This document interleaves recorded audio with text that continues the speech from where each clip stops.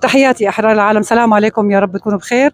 أنا لحقت الوقفة الاعتصام بسبب لم الشمل أو إيقاف لم الشمل عند البرلمان الألماني. مين معنا؟ تفضل. معك إبراهيم الكجك من سوريا من إدلب، وصار لي هون 3 سنين بألمانيا، وعامل عندي لم شمل، عندي حالة إنسانية، ولكن المنظمة والسفارة ما عم بتساعدني بهذا الموضوع. أي سفارة؟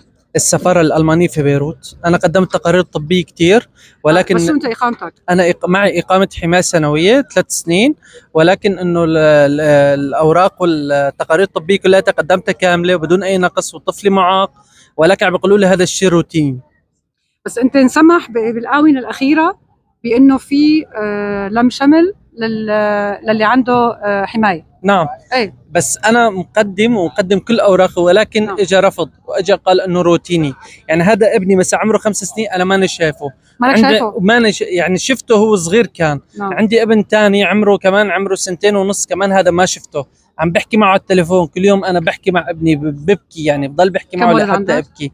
عندي ولدين صغار وعايشين في مخيم في ادلب، لان بيتنا مهدم، ضيعتنا كلها مهدمه، ما في حياه. طيب إذا قالوا لك الان الالمان انه النظام البائد سقط، ليش ما ترجعوا على بلدكم؟ شو بتقول لهم؟ هلا الوضع بسوريا غير مستقر، يعني لحد الان انه ما في حياه، ما في شيء. انه ليش الواحد لحتى الواحد يرجع؟ انا مثلا هون تعلمت اللغه الالمانيه ودرست، عم بتعب على حالي. شو درست؟ درست لغه المانيه وبدي اعمل اوسبيلدون كرانكن بفليغا. انا بتمنى، وهن بحاجه للكرانكن بفليغا. انا بتمنى انه يوصل صوتي لمنظمه، يوصل لحدا بالبرلمان، يوصل للسفاره. انت بيتك مهدم؟ انا بيتي مهدم بريف ادلب الجنوبي بمنطقه كفرنبل. نعم. والدور هنيك كلها مهدمه على الارض. واساسا يعني اعاده الاعمار بدها لسه اكثر من 4 سنين او 5 سنين لحتى البلد توقف على رجليها وتقدر يعني ترجع الناس لمناطقها. طب انت شو طلبك الان من الدوله الالمانيه؟ انا بعرف انه في قرار بكره حيتاخذ بالبرلمان، ما هيك؟ شو بتوجه انت رسالتك لالمانيا؟ أنا بوجه رسالتي لكل شيء نائب بالبرلمان وللحكومة الألمانية، أنه ينظروا بحال هاي الناس. كل إنسان هون عنده قصة وعنده حكاية. كل إنسان هون ما قطعنا آلاف الكيلومترات حتى يمنعوا عائلاتنا عنا. عنا حالات صحية، وفي ناس صار لها زمان مش شايفة أولادها، مش شايفة أهلها. نحن هون عم نعيش بحالة توتر، عم نعيش بتشتت. نتمنى أنه من أي حدا انه يوصل صوتنا، انه يلموا شمل الناس كلياتها، مو بس الحالات الانسانيه. كل الناس هون عندها عائلات وعندها اطفال وبحاجه لها. نتمنى انه ما يوقف لم الشمل، لان اذا وقف لم الشمل رح توقف حياتنا هون. أنا بتمنى إنه يصل صوته لكل المسؤولين، بتمنى أوجاع السوريين كلها تنتهى. ما يفكروا، يعني ما يفكر حدا بيجي بيقول لك بالتعليقات طب انتصرتوا ليش ما عم ترجعوا. في أسباب كثيرة لعدم الرجعة الآن، الأمور المادية، الإعمار، ما عنده بيت، يعني ما عنده أدنى مقومات للحياة. ومرتك وين عايشة؟ بالمخيم، مخيمات أطمة. يعني زوجته عايشة بمخيم، يعني هو ما عنده القدرة للعودة إلى سوريا، وهو أحب على قلبه لأنه هو هرب من الدكتاتور. ولكن الآن القدرة على العودة إلى سوريا غير موجودة. هون ممكن ناخذ بس منظر هون، أو تاخذ بس لقطة لهون، إنه هدول الناس موجودين هون، كل واحد عنده أوجاعه، كل واحد عنده أسبابه. هدول الناس هربوا من دكتاتور قاتل مجرم اللي دمر لهم حياتهم ودمر لهم مستقبلهم. والآن تيجي تقول لهم سقط النظام ارجعوا؟ لا، الأمر ما بيكون بهاي القصة. الأمر بده ترتيب. لحتى تقدر أنت ترجع إنسان لازم ترجعه على شيء آدمي، على مسكن، على عمل. يعني هو إذا بده ينزل الآن لا عنده شغل، لا عنده شيء، لا عنده حياة. حتى اللي بيته بالمدينة أيضا، حتى اللي بيته بالمدن الكبيرة ما قادر يرجع لأنه الإمكانيات المادية صفر.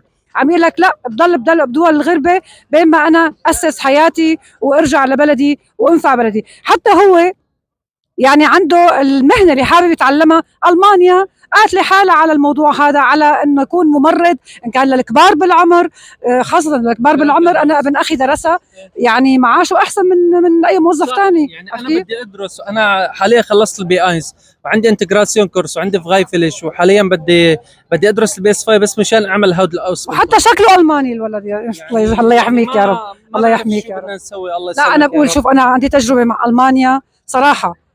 نحن بنشكر ألمانيا على كل شيء قدمته للاجئين، ما بننسى فضل ألمانيا علينا. يعني قدمت كثير للاجئين، وأنا بعرف أنه الحالات اللي فيها اندماج مثل حضرتك مندمج بالمجتمع، عم تحاول تسعى لمستقبل، ما حتجيب أولادك لتعيشهم على حساب الدولة، أنت عم تحاول تكون منتج بهذا المجتمع، وإن شاء الله الله يحقق لك آمالك وآمال كل هالسوريين اللي بيستاهلوا كل خير. إن شاء الله بتمنى لك كل خير. شكرا كثير لك. الله يسلمك.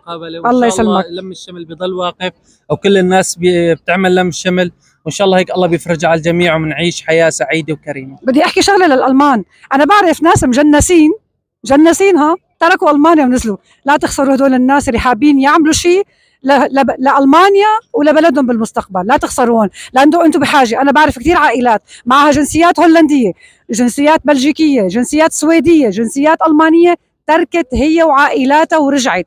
ما تفكروا السوري ما بده يرجع، بس في ناس معها مصاري، معها إمكانيات، عندها بيوت، أما هدول المساكين شو يعملوا بحالهم؟ نتمنى ألمانيا يعني ترأف بحالهم لحتى فعلا